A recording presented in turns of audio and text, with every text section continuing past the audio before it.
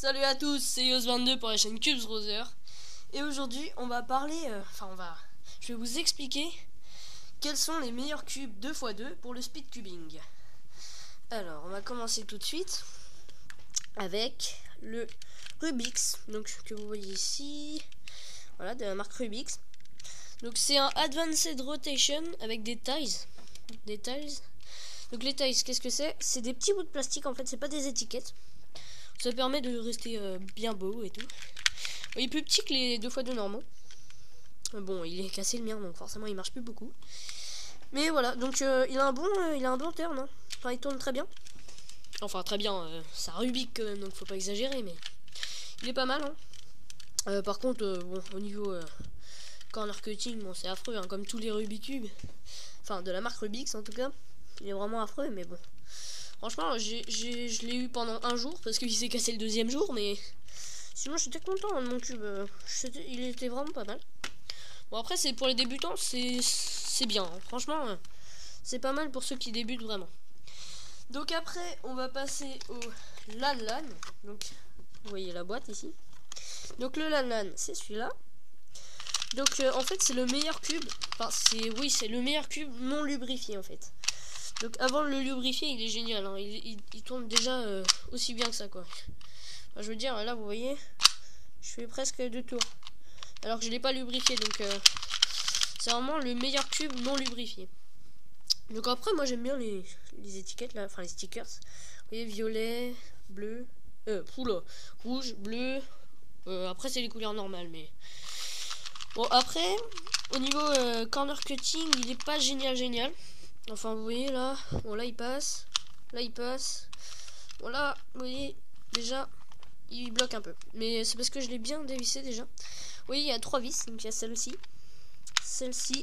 et celle-ci. Donc voilà, donc il pop pas énormément, enfin ça va. Il m'a popé qu'une seule fois, donc c'est vraiment un très bon cube. Franchement, si vous, même à haut niveau, hein, on peut pratiquer ce cube. Parce que il est très rapide. Bon, après c'est juste au niveau du corner cutting que ça gêne un peu. Mais franchement, si vous avez l'occasion de l'acheter, achetez-le. Donc voilà, on a fait celui-là. Maintenant, on va passer au Shengshu. Donc le Shengshu, c'est celui-ci. Donc il fait la même taille que le Lan, vous voyez. Donc vous voyez, quand je vous dis qu'il était petit, vous voyez, il y a 1 ou 2 mm de plus. Enfin, c'est bizarre. Donc le Shengshu, il est juste bien, très bien même. Très rapide. Franchement, très rapide.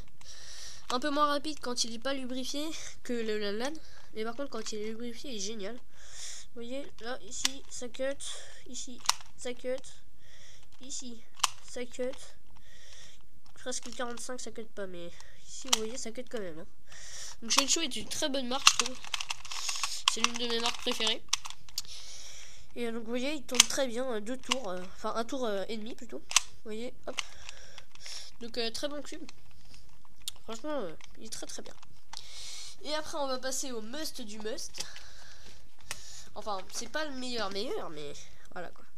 Le Wii2 2x2. Donc juste énorme, hein, rien à dire sur ce cube, il est génial. Avant d'être lubrifié, il est très dur, hein, c'est un truc de fou. Mais après, quand il est lubrifié, mais c'est un bonheur de le faire, hein, franchement. Il est vraiment très bien. Alors, juste un défaut, il pop très souvent. Donc c'est parce que je l'ai beaucoup desserré aussi, vous voyez quand même, il est bien desserré. Vous voyez. Mais franchement, je l'ai resserré plusieurs fois. Il pop beaucoup quand même, hein. Sur 10 résolutions, il pop une fois ou deux, quoi. Franchement, c'est quand même assez gênant. Mais sinon, vu la vitesse et le corner cutting de ce cube, c'est un petit détail, quoi. Vous voyez là, 45 degrés, hop, ça passe. 45 pile. Bon là, on a du mal, mais on passe quand même, hein, vous voyez. C'est grâce en fait à ces petits trous là que vous voyez, qui laissent passer les vis, vous voyez. Et ça, c'est vraiment mais génial, quoi. Vous faites une résolution par exemple comme ça là. Hop, après vous passez un autre truc. Enfin, c'est génial, hein. Enfin, c'est vraiment énorme. C'est l'un des meilleurs cubes au monde, hein. Alors après, il y a le type C, enfin c'est le type C Wii2 1, celui-là. Et il y a le type C Wii2 2. Donc qui est apparemment un très bon cube, hein, parce que je l'ai pas, donc j'ai pas trop testé. Enfin, j'ai pas testé du tout même. Et donc apparemment c'est un très bon cube, mais il a moins de corner cutting que celui-ci. Mais par contre il est plus rapide. Donc après ça dépend des gens, hein. Il y a des gens qui sont plus bourrins, on va dire. Enfin bourrin c'est pas méchant, mais vous voyez quoi. Plus vitesse, c'est très vite à bouger tous les doigts partout. Et il y a les gens qui sont plus amples, qui bougent plus en finesse et tout. Et franchement celui-là il suffit, hein. Pour les gens même très haut niveau, hein, c'est vraiment un cube génial. Et il y a le type C8-2 donc que je vous parlais, donc qui est beaucoup moins, enfin beaucoup moins, pas beaucoup moins fort, mais un petit peu moins fort au corner cutting, et qui a un corps beaucoup plus petit. Donc vous voyez là c'est presque collé aux pièces, alors que le corner, enfin le corps du type C2, et ben en fait il est beaucoup plus reculé. Mais j'ai vu une vidéo dessus, c'est marrant. C'est beaucoup plus reculé, donc ça permet le, enfin ça, il est anti-pop en fait. Enfin ça permet de pas popper. Donc moi je vais peut-être me l'acheter parce que franchement celui-là il pop beaucoup, mais génial. Vous voyez ici la marque, enfin le logo Witeden. Donc bah voilà, j'ai fait un peu le tour, hein.